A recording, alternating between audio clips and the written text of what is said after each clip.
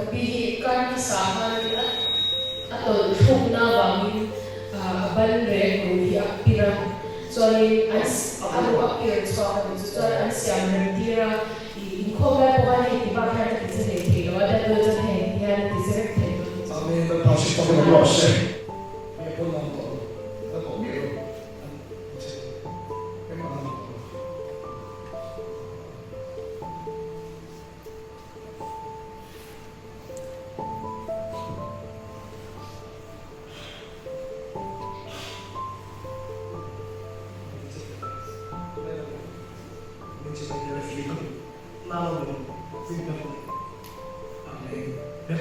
Amin. Berpasih pada Allah. Kabuhi karpasal zentong ni kan atus soalan anak ruhi asoaluma akyang ni ao silawa an san san doktor in dear to mania masin ke maralum sa san anak runa chutuna hen en maung dola khoilen bo an shi tuna sa dam vet to ni Ruve pomo. Ani ci.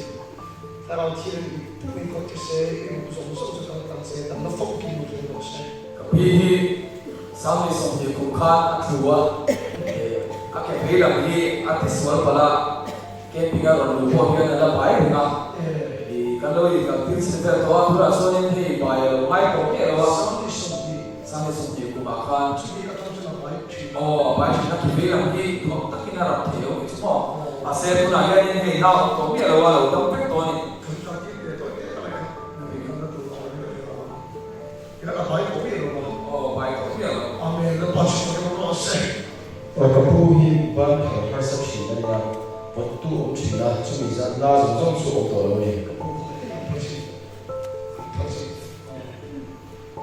Chúng em mà nó ở đâu là phải thấy đó. Amen. Sau khi công tác sẽ nó có chút này nó tổ sẽ được phong kiến thì nó sẽ. Và đi về trên nó thì chỉ là sử dụng nó sử dụng cái này.